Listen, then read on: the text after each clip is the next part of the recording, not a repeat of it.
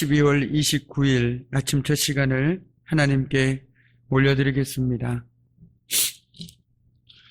오늘 새벽에 하나님께서 우리에게 주신 말씀은 욥기 15장 1절에서 16절까지의 말씀입니다.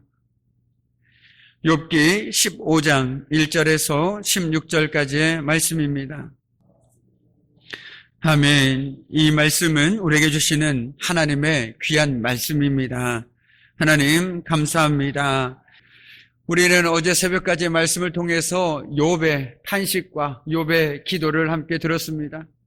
이제 그것을 듣고 있던 욥의 친구 가운데 대만 사람 엘리바스가 오늘 말을 하기 시작합니다. 그런데 우리는 잘 알고 있습니다. 욥의 친구들이 욥을 찾아온 이유는 바로 욥을 위로하기 위해서였습니다. 그런데 서로 대화를 주고받다 보니 위로의 말들은 어느샌가부터 사라져버리고 거친 언사만이 오고 가고 있습니다.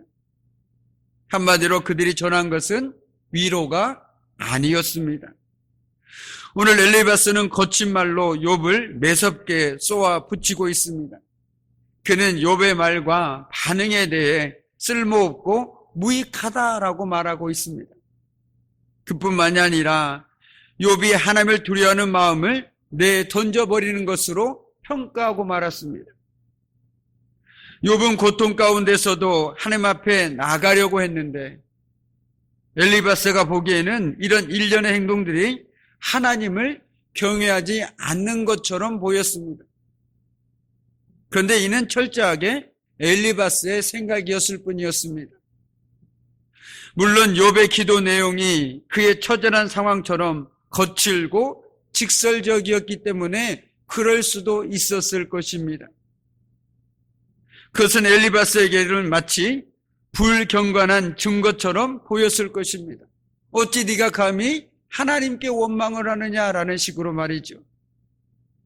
그러나 하나님은요, 엘리바스와 다르게 기도한 사람의 마음의 중심을 보신다라는 것입니다. 엘리바스는 욥의 간구에 대해 간사하다면서 책망을 합니다.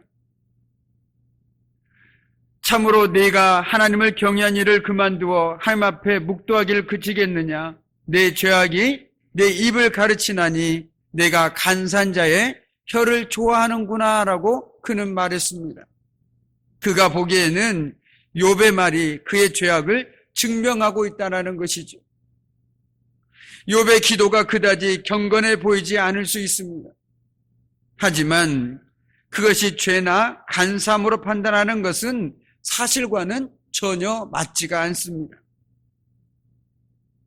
그는 욥이 하나님을 원망했기에 그의 믿음이 파산한 것으로 보았습니다. 하지만 하나님은 원망하는 자들의 기도 역시 들으시고 신실하게 응답하시는 분이심을 우리는 잊어서는 안 되겠습니다. 친구들을 향한 욥의 반박에 대해서 엘리바스는 매우 신경질적인 반응을 보이고 있습니다. 그의 말을 요약하자라면 네가 세상에서 제일 잘난 사람이냐라는 것입니다. 그가 생각해 욥은 어떤 사람이었습니까? 죄인이었습니다. 그래서 하나님께 형벌을 받고 있는 사람이었습니다. 그렇다면 엘리바스가 생각하기에 욥이 마땅히 취할 태도는 무엇이었을까요? 그렇습니다. 그가 보기에 너는 죄인이니, 너는 하나님께 벌을 받고 있는 것이니 하나님 앞에 겸손하게 회개해야 되는데 욥이 그러지 않고 있다라는 것이죠. 그래서 엘리바스는 화가 났습니다. 화가 난 이유는 말 그대로 자신의 말을 욥이 듣고 있지 않았기 때문에 그렇습니다. 그래서 그는 위로를 해야 하는 사람인데 어느새 판단과 정죄를 하는 사람이 되고 말았습니다. 그가 화를 내는 이유는 앞서 말씀드린 것처럼 욥이 안타까워서가 아니었습니다. 그가 욥이 자신이 하는 말을 듣지 않았기 때문에 그렇습니다. 그래서 위로하는 것을 잃어버렸습니다. 그러면서 오늘 이렇게 말하지요. 우리 9절과 10절 말씀을 함께 읽도록 하겠습니다. 9절과 10절 말씀입니다. 네가 아는 것을 우리가 알지 못하는 것이 무엇이냐? 네가 깨달은 것을 우리가 소유하지 못한 것이 무엇이냐? 우리 중에는 머리가 흰 사람도 있고 연로한 사람도 있고 내 아버지보다 나이가 많은 사람도 있느니라. 이게 오늘 엘리바스의 말입니다. 한마디로 무슨 말입니까? 왜 너는 내 말을 듣지 않느냐? 왜 너는 나를 무시하느냐라는 말처럼 들리지 않습니까? 우리 중에는 너희보다 머리가 흰 사람도 있고 연로한 사람도 있고 내 아버지보다 나이가 많은 사람도 있는데 감히 어찌 네가 우리의 말을 무시하느냐라고 말하고 있는 것입니다. 엘리바스는 무척 교만한 사람이죠. 그런데 왜 그렇게 교만하게 행동하고 있는 것일까요? 자기가 똑똑하다고 생각하기 때문에, 자기가 나이가 많다고, 자기가 힘이 세다고, 자기가 돈이 많다 그러면 사람들은 우쭐거리고 목에 힘이 들어갑니다. 그리고 아주 쉽게 비교하고 쉽게 사람들을 평가하고 하대합니다. 걸음걸이부터 다르죠.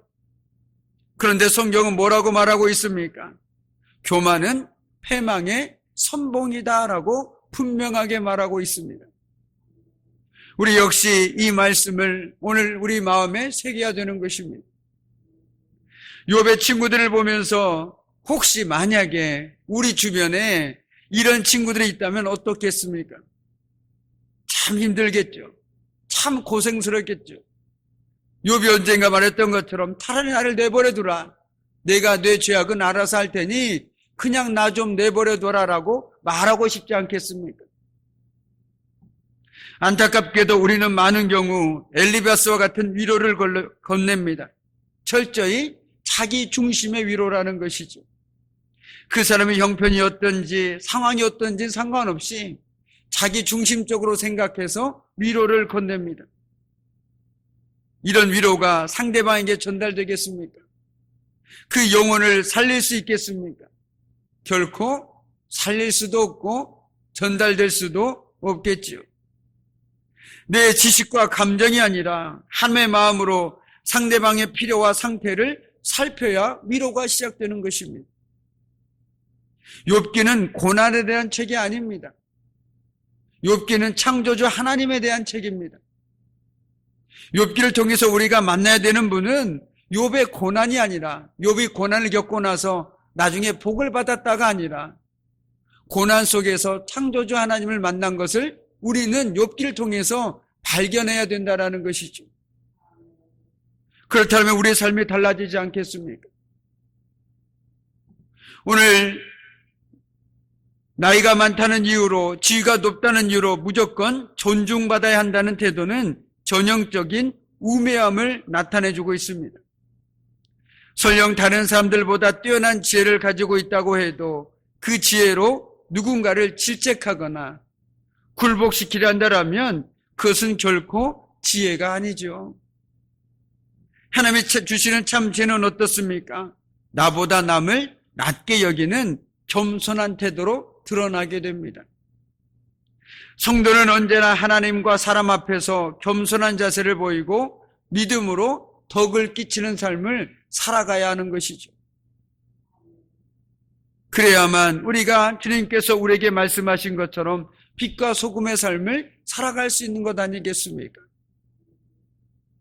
오늘 엘리바스도 처음에는 정말 욥이 너무 안타까워서 7일 동안 아무 말도 하지 못하고 옆에서 있어주지 않았습니까?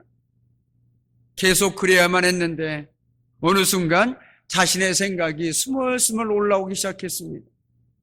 그러다 보니 위로를 하려고 하다 보니 오히려 정죄와 판단으로 가고 말았다라는 것이죠. 그런 의미에서 본다면 위로와 정죄와 판단은 한 끗 차이인 것 같습니다. 내 생각이 크면 클수록 우리는 위로하기 어렵습니다. 그러나 내 생각이 비워지면 위로하기가 쉽습니다. 왜냐하면 내 말이 적어지기 때문에 그렇습니다. 무슨 말을 하겠습니까? 어떤 말을 하겠습니까? 그저 침묵으로 옆에서 기도하는 것밖에 무슨 말을 더 하겠습니까? 나도 알지는 못하는 일을 어떻게 내가 아는 것처럼 섣부르게 말하고 행동할 수 있겠습니까? 오늘 욥의 친구들이 보인 행동이 바로 그것이라는 것이죠. 자신도 알지 못하면서 자신의 얄팍한 신앙으로 하나님을 설명하려고, 이 고난의 이유를 설명하려고 하는데 그 잘못이 시작되었다는 것이죠. 우리 삶도 마찬가지로 살다 보면 어려움을 겪을 때가 있습니다. 그런데 그 누구도 자신조차도 알 수 없을 때가 있다는 것이죠. 그럴 때 우리가 할 수 있는 것은 무엇입니까? 나는 알 수 없지만, 이해할 수 없지만 창조주 하나님의 분명한 뜻과 계획이 있을 것이다. 합력하여서는 이루어 가실 것이다. 그 믿음으로 그 상황들을 이겨나가는 것이 필요하다는 것이죠. 오늘 저와 여러분이 오늘 말씀 앞에서 혹 어떤 고난과 어려움이 있으시거든 그 고난 가운데 오히려 무릎으로 주님 앞에 나아갈 수 있는 저와 여러분이 되기를 소망합니다. 하나님께 원망을 드리시든 어떤 기도를 드리시든 하나님께서는 우리의 말도 들으시지만 우리의 마음을 보신다는 사실을 결코 잊지 마시기 바랍니다. 그러므로서 오늘도 우리가 하나님이 주신 지혜로 나보다 남을 낮게 여기는 겸손한 태도, 그런 성도의 삶을 살아내는 저와 여러분의 삶이 되기를 주님의 이름으로 간절히 축복합니다. 아멘.